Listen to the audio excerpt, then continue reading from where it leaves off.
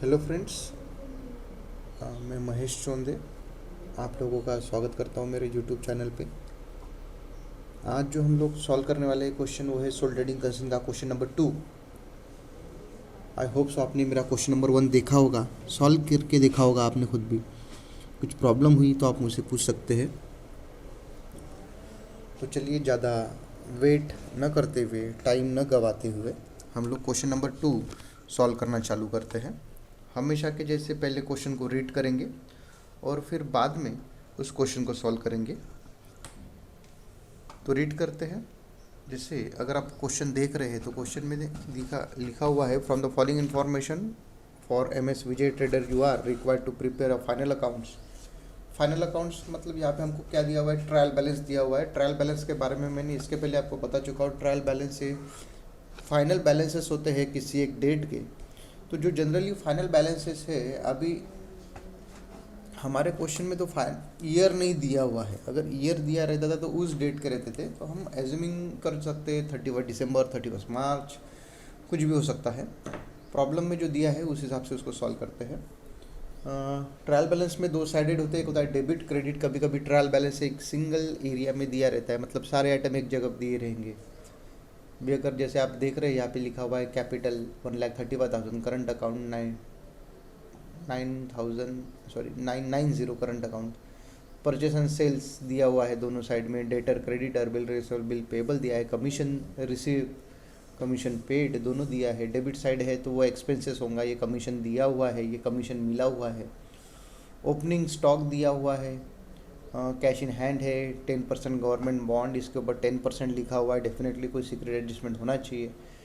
नीचे एडजस्टमेंट होगा तो होगा, नहीं होगा तो सीक्रेट एडजस्टमेंट मान के चलेंगे। रेंट एंड टैक्सेस दिया हुआ है, बिल्डिंग दिया हुआ है 70,000, फर्नीचर दिया हुआ है 15,000, सैलरी दिया है 21,000, वेजेस दिया हुआ है 8,000, इंश्योरेंस दिया है 3,600, मोटर कार 10,000, बैड डेब्ट्स 1,000, ऐसा करके टोटल है 4,18,490। नीचे एडजस्टमेंट दिए हुए हैं। पहला एडजस्टमेंट है क्लोजिंग स्टॉक का, where cost price market value is 40,000, cost price is 31,000। इसके बारे में एक रूल बता दूँ, जब भी किसी स्टॉक के दो वैल्यू दिए रहते हैं तो एज पर अकाउंटिंग स्टैंडर्ड, तो अकाउंटिंग स्टैंडर्ड क्या बोलता है कि जो प्राइस कम रहेगी उसको हम लोग कंसिडर करेंगे। अभी दोनों में जैसे कॉस्ट प्राइस दिया है 35,000, ये दिख रहा होगा आप लोगों को स्क्रीन के ऊपर, है ना।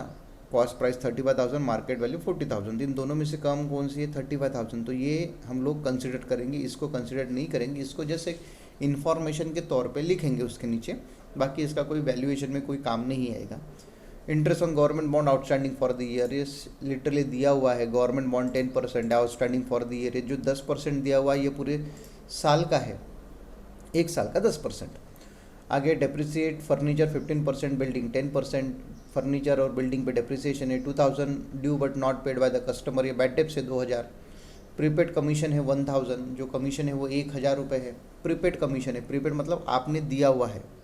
ओके, तो जो कमीशन आपने दिया हुआ है, यहाँ पे अगर आप ध्यान देते हैं तो कमीशन दो है आपको, एक है 3,000, एक है 2,500। तो ये जो प्रीपेड है, तो ये प्रीपेड मतलब आपने दिया हुआ है ना। तो ये एक्सपेंसेस है आपने दिया हुआ, इसमें से है वो एडवांस में दिया हुआ। आगे लिखा हुआ है कमीशन रिसीव्ड इन एडवांस, है ना। आपका जो कमीशन है एडवांस में रिसीव्ड हुआ है कितना, 700। तो ये जो रिसीव्ड है ये है 2,500, ये रिसीव्ड है, तो इसमें से 700 रुपये एडवांस में मिले हुए हैं आपको। दोनों कमीशन के ऊपर एडजस्टमेंट है, और प्रीपेड इंश्योरेंस है 600। तो इतने एडजस्टमेंट है, और इनको अभी हम लोग चालू करते हैं सॉल्व करना। तो जिस तरीके से मेरे पास मैंने ऑलरेडी एक balance sheet, profit and loss account बना के रखा हुआ है। तो in the books of Vijay traders, नाम लिख लो आप, विजय ट्रेडर्स मेसर्स विजय ट्रेडर्स है, तो उस तरीके से लिखते हैं messrs Vijay traders. For the year ended कुछ दिया नहीं है, इसलिए हम लोग इसको क्या करेंगे, ब्लैंक छोड़ेंगे। ट्रेडिंग अकाउंट बनाना है, प्रॉफिट एंड लॉस बनाना है, बैलेंस शीट बनानी है एज ऑन दैट डेट, तो एज ऑन दैट डेट तो ब्लैंक है, कुछ पता नहीं हम लोगों को कौन सा 31 है, 30 है, क्या है। तो जो मेन इन्फॉर्मेशन है यहाँ पे सबसे पहले टू ओपनिंग स्टॉक लिख लेते हैं। जो ओपनिंग स्टॉक है वो आएगा, उसके नीचे आएगा टू परचेस। अभी परचेस के ऊपर भी एडजस्टमेंट रहते हैं, यहाँ पे रहता है बाय सेल्स। ओके, तो ये तीन चीज़ें तो मेनली हम लोग पहले लिख लेते हैं, देख के प्रॉब्लम में क्या लिखा है। परचेस है 1,49,000, परचेस के ऊपर कोई एडजस्टमेंट नहीं है, क्रेडिट में परचेस रिटर्न नहीं है, सेल्स के ऊपर कोई सेल्स रिटर्न नहीं है, इसलिए डायरेक्ट 1,49,000 परचेस का 1,49,000।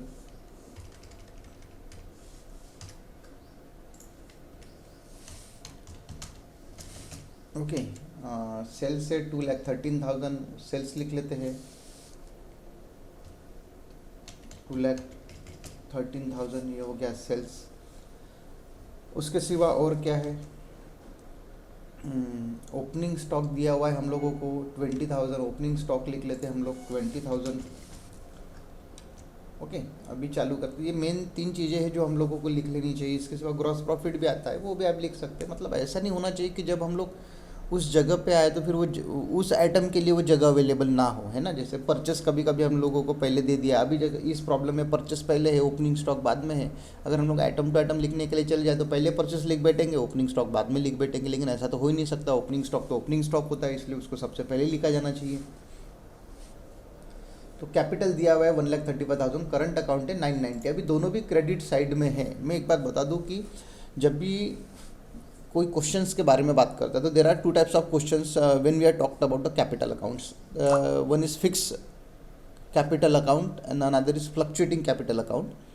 When we talked about the fixed capital account, we will find there are the two accounts. First is capital account, another is current account.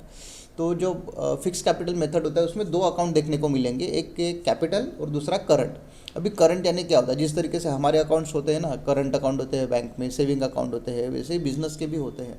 Generally ये टाइप आपको partnership firms में देखने को मिलेगा जहाँ पे फिक्स कैपिटल और एक फ्लक्चुएटिंग कैपिटल होता है। तो फिक्स कैपिटल यानी उस अकाउंट में जो पैसा रहेगा वो फिक्स रहेगा, जैसे यहाँ पे 1,35,000 फिक्स है। दूसरा है करंट अकाउंट। करंट अकाउंट कौन से साइड में है? ये है क्रेडिट साइड में। 990 रुपीज़ का करंट अकाउंट है, ठीक है। अब ये करंट अकाउंट कौन सा है? तो there are again bank account होगा ही। तो मान के चलते हैं कि ये इनका ही करंट अकाउंट है, तो ये हम लोग कहाँ पे लिखेंगे? लायबिलिटी साइड में लिखेंगे। और अनदर वन, ये बैंक अकाउंट जो 990 जो भी प्रॉफिट रहेगा वो इस करंट अकाउंट के साथ एडजस्ट करेंगे, कैपिटल अकाउंट के साथ एडजस्ट नहीं करेंगे। ओके, तो कैपिटल लिख लेते हैं डायरेक्ट 1,35,000 बाहर, यहाँ पे लिखते हैं हम लोग कैपिटल 1,35,000 और नीचे इसके लिखेंगे करंट अकाउंट, ठीक है 990। ओके, जो भी एडजस्टमेंट रहेगा इस करंट अकाउंट के साथ करेंगे। आगे ये दोनों हो गए, परचेस सेल्स हो गया। अभी डेटर्स और क्रेडिटर है। अभी डेटर्स और क्रेडिटर कभी भी पहले आइटम नहीं लिखे जाते। जैसे मैंने इसके पहले भी बताया था आपको कि यहाँ पे कैपिटल है तो यहाँ पे सबसे पहले फिक्स असेट्स आएगा। तो पहले फिक्स असेट ढूंढ लेते हैं यहाँ पे कौन से है। जैसे ये एक है इन्वेस्टमेंट है ना, बिल्डिंग है, बिल्डिंग के ऊपर और फर्नीचर है, तो इन दोनों को पहले लिख लेते हैं, इनके ऊपर एडजस्टमेंट है।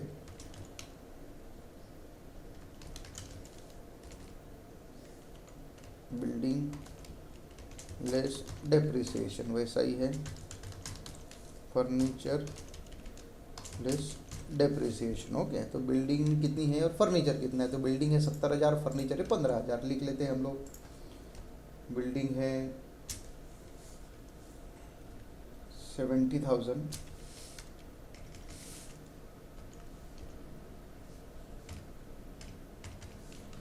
और फर्नीचर है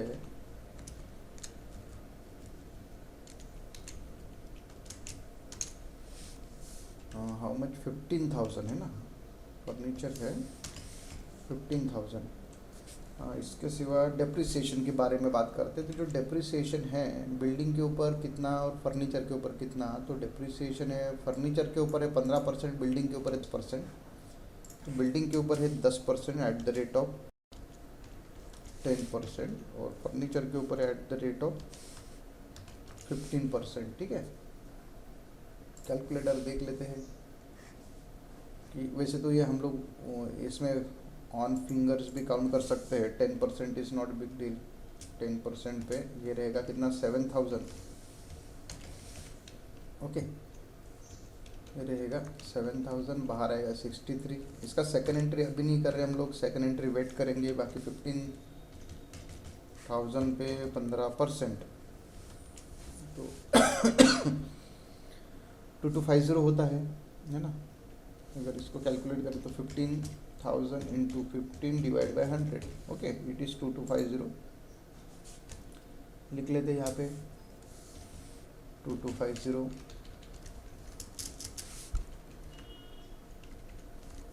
दोनों का अमाउंट बाहर भी लिख लेंगे। बाहर इसका आएगा 63,000,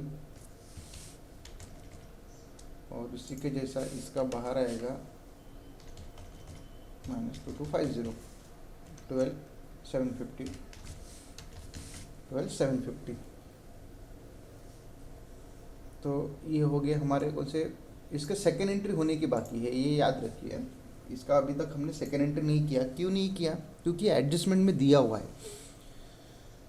अगर आपको कोई सीक्रेट एडजस्टमेंट दिया हुआ है तो उसका दोनों एंट्री साइमल्टेनियसली कर लेना जरूरी है, मतलब दोनों एंट्री एक साथ करना जरूरी है। सीक्रेट एडजस्टमेंट नहीं दिया हुआ है और वो एडजस्टमेंट में दिया है, तो जब हम लोग एडजस्टमेंट के ऊपर आएंगे तब इसका second entry side by side करने ही वाले हैं, तो वो क्रॉस चेक भी हो जाएगा, है ना।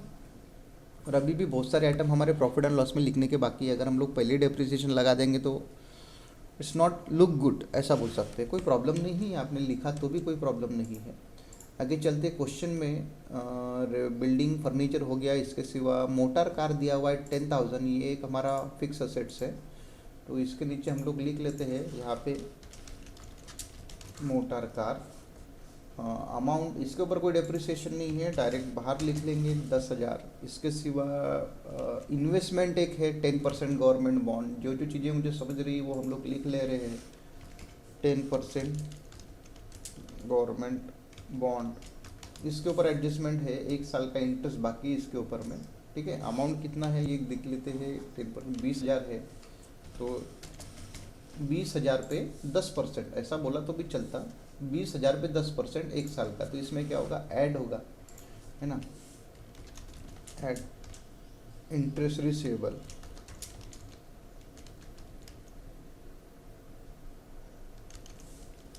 अमाउंट लिखेंगे 10% है तो 2,000 और 22,000 बाहर लिखेंगे। ये भी एडजस्टमेंट में दिया हुआ है ना, इसलिए इसको हम लोग डायरेक्टली बाहर लिख रहे हैं 22,000 हो गया। इसके सिवा और तो कुछ ऐसा दिख नहीं रहा है, 1-2 लाइन छोड़ देंगे और उसके बाद लिखेंगे। अभी चलते फिर से प्रॉब्लम में, सन्ड्री डेटर्स और क्रेडिटर्स के ऊपर थे। तो डेटर्स के ऊपर एडजस्टमेंट है, एक पर्सन है जिसने 2,000 रुपये हमारे डुबा दिए हैं, एक कस्टमर है जिसने 2,000 रुपये डुबा दिए हैं। बाकी आरडीडी का कोई प्रोविज़न है नहीं, ठीक है। तो डेटर्स में से उतना अमाउंट माइनस करेंगे 2,000 रुपये। तो यहाँ पे 1-2 लाइन छोड़ दे रहा हूँ मैं और उसके बाद लिखूँगा सन्ड्री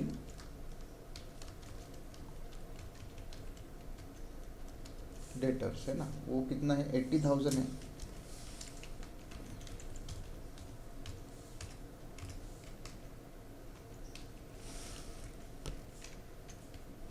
लेस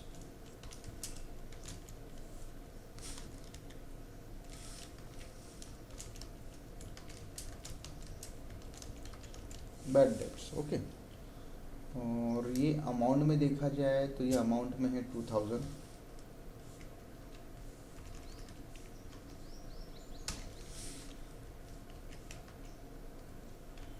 और इसको हम लोग बाहर जो लिखेंगे वो 80,000 माइनस 2,000, मतलब कितना हो जाएगा, 78,000।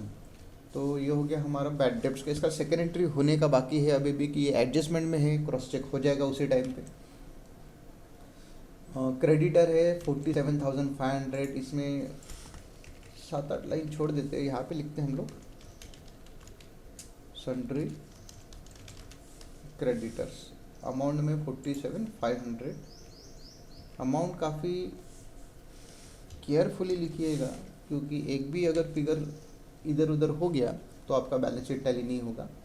आगे बिल रिसीवेबल है, बिल पेएबल है। बिल रिसीवेबल ये असेट साइड है, बिल रिसीवेबल, और ये 19,500 ये बिल पेएबल है।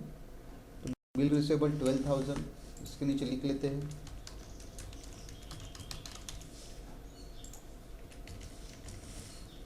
ओके, उसी के जैसा क्रेडिटर के नीचे आ जाएगा बिल पेबल,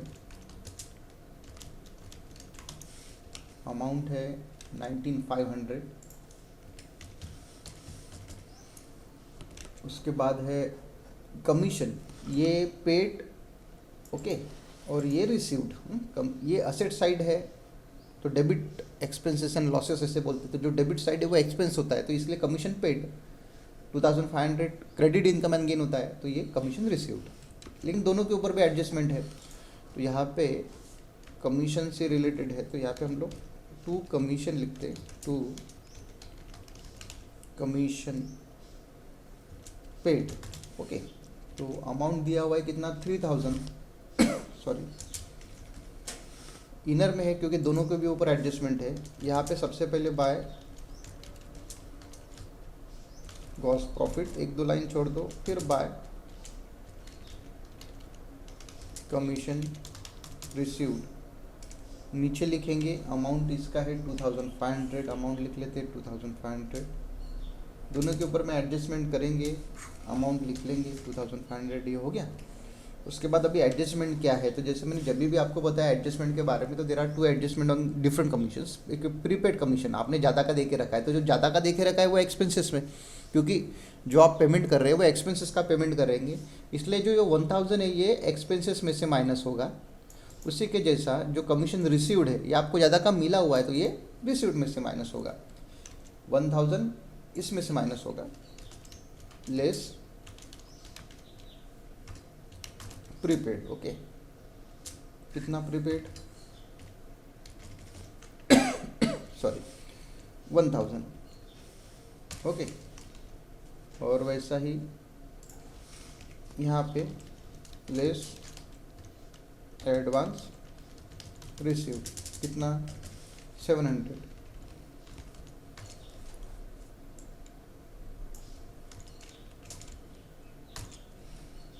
यहाँ पे अमाउंट आएगा 2,000,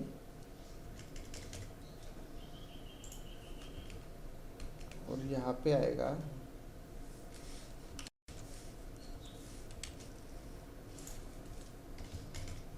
-700, 1,800। तो ये हो गया, इसके दो एंट्री अभी भी बाकी है, हम लोग बाद में भी कर सकते हैं साइमल्टेनियसली। अभी तो हमारा बैलेंस शीट बहुत सारा बना हुआ है तो ऑलरेडी लिख सकते हैं।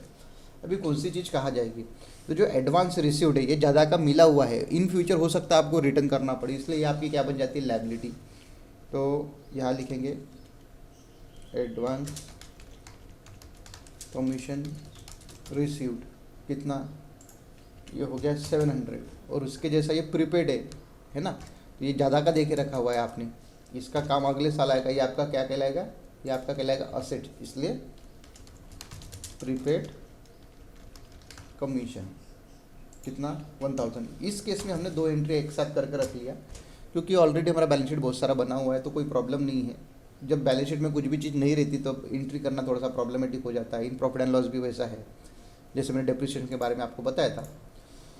ओके, तो अभी हम लोग हम कमीशन तक आ गया, ओपनिंग स्टॉक लिख लिया, कैश इन हैंड लिखने का बाकी हमारा 3,500, ये हम लोग लिख लेते हैं। यहाँ पे डेटर्स प्रीपेड कमीशन है, यहाँ पे लिख लेते हैं कैश इन हैंड 3,500। बहुत सारी चीज़ें ऑलरेडी हम लोग लिख चुके हैं तो ज़्यादा प्रॉब्लम नहीं होगी हमको। गवर्नमेंट बॉन्ड हो गया हमारा लिख के, रेंट एंड टैक्सेस है 2,390, ये हम लोग लिख लेते हैं rent and taxes. Profit and loss का डेबिट में आएगा टू रेंट एंड टैक्स 2,390, ये लिख लिया हम लोगों ने रेंट एंड टैक्स का। आगे बिल्डिंग हो गया, फर्नीचर हो गया, सैलरी लिखने की बाकी है 21,000, there is no adjustment on salary, यहाँ पे लिख लेते हैं टू सैलरीज, अमाउंट आएगा 21,000, कोई एडजस्टमेंट नहीं है। आगे वेजेस है 8,000, कोई एडजस्टमेंट नहीं है वेजेस के ऊपर, परचेस के नीचे लिख लेते हैं टू वेजेस, अमाउंट लिखते हैं 8,000 जो दिया हुआ है।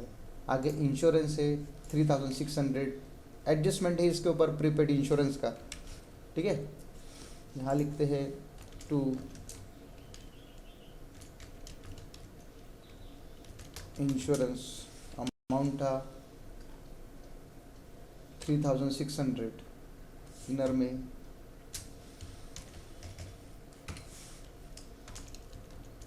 लेस क्या है, प्रीपेड है कि क्या है, प्रीपेड इंश्योरेंस है, लेस प्रीपेड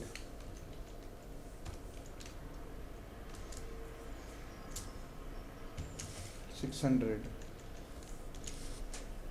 अमाउंट बाहर आएगा 3000, और जो प्रीपेड है जैसे प्रीपेड कमीशन वैसा ही प्रीपेड इंश्योरेंस, अमाउंट लिखते हैं हम लोग 600। उसके बाद क्या है बचा हुआ, इंश्योरेंस हो गया, अभी मोटर कार भी हो गया, बैड डेप्स है, बैड डेप्स के ऊपर पे एंट्री है, 2 एडजस्टमेंट है, एक ही एडजस्टमेंट है, ठीक है। बैड डेप्स कितना दिया हुआ है, बैड डेप्स दिया हुआ है 1000, और उसमें 2000 रुपये और डुबाए थे एक कंज्यूमर ने हमारे, तो 2 बैड डेप्स ऑलरेडी ये 1000, इसमें लिखेंगे हम लोग ऐड न्यू बैड डेप्स।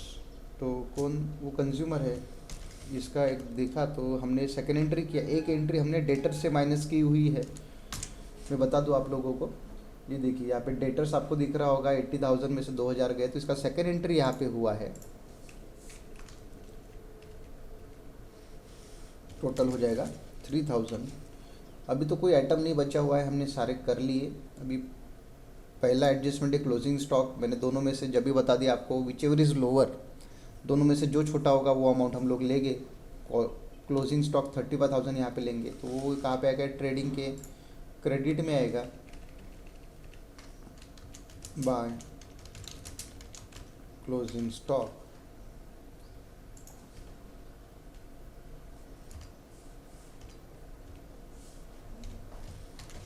$35,000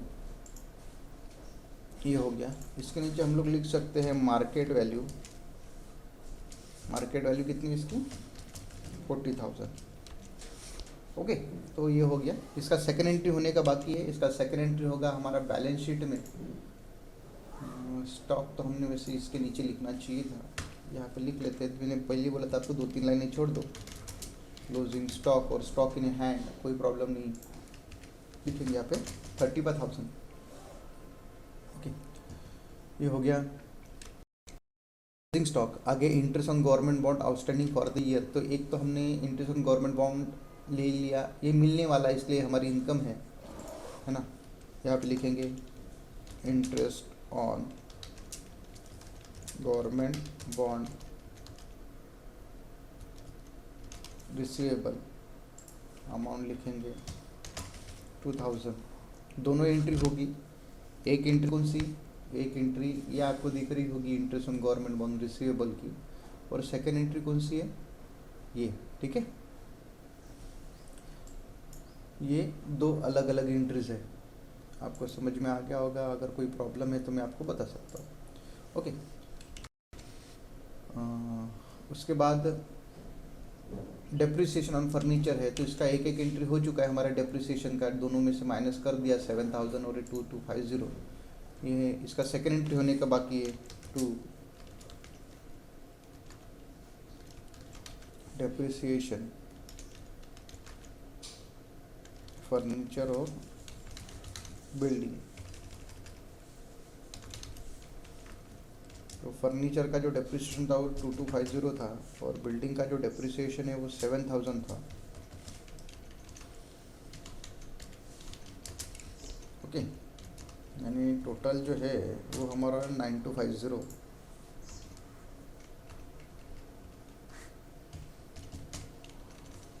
ये हो गया हमारा टोटल 9250। डेप्रिसिएशन के 2 एंट्री हो गए, आगे बचा 2000, इसका तो 2 एंट्री ऑलरेडी हम लोग कर चुके हैं। प्रीपेड कमीशन है, इसका 2 एंट्री हो चुका है, मैंने साइमल्टेनियसली किया था प्रीपेड का कमीशन, ये देखो आपको 1000 यहाँ पे दिख रहा होगा, और इसका सेकेंड एंट्री है कमीशन के साथ प्रीपेड यहाँ पे। उसके सिवा कमीशन रिसीव्ड इन एडवांस 700 है, इसका भी 2 एंट्री हो चुका है, एक ये, दूसरा ये, और उसके बाद लास्ट प्रीपेड इंश्योरेंस है 600, इसके भी 2 एंट्री हो चुके हैं, एक ये और दूसरा ये। तो प्रॉब्लम में जो इन्फॉर्मेशन दी है उसके बेस पे हमने सारे एंट्रीज कर लिए। इसके सिवा कुछ बचा है नहीं, तो हम लोग अभी इसको डायरेक्ट टैली करना चालू करते हैं। कैलकुलेटर लेंगे और टोटल करना चालू करेंगे। क्रेडिट साइड है 2,13,000 प्लस 35,000, टोटल 2,48,000 है, वो लिख लेते हैं 2,48,000, बोथ साइड 2,48,000। बीस में से जो अमाउंट माइनस होगा is known as a gross profit. यहाँ पे लिखेंगे to gross profit carried down. Okay, अभी 2,48,000 में से 20,000 गए, 1,49,000 गए, माइनस 8,000 बचा 71,000, वो यहाँ लिखेंगे हम लोग 71,000। ग्रॉस प्रॉफिट है is known as brought down 71,000 bracket में ट्रांसफ़र फ्रॉम ट्रेडिंग अकाउंट, इस तरीके से लिखा जाता है इसको। नाउ बारी है अभी प्रॉफिट एंड लॉस क्लोज करने की, तो 71,000 प्लस 1,800 प्लस 2,000 मिला के 74,800 है, बोथ साइड लिखेंगे 74,800। यह आएगा टू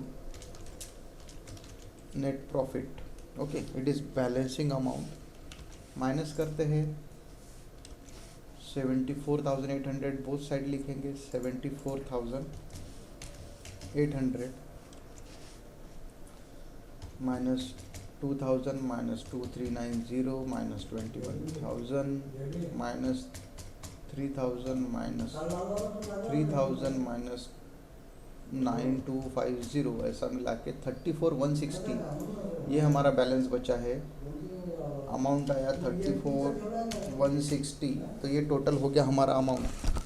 नेट प्रॉफिट, अभी जो नेट प्रॉफिट है ये हम लोग, मैंने जैसे आपको स्टार्टिंग में बताया कि करंट अकाउंट के साथ हम लोग एडजस्ट करने वाले हैं, तो यहाँ पे लिखेंगे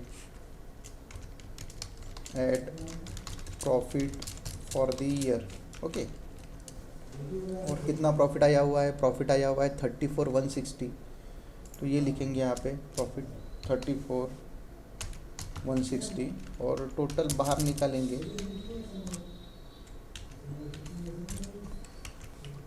प्लस 990, तो 35,150 ये टोटल है जो बाहर लिखने वाले हैं हम लोग। 35,150।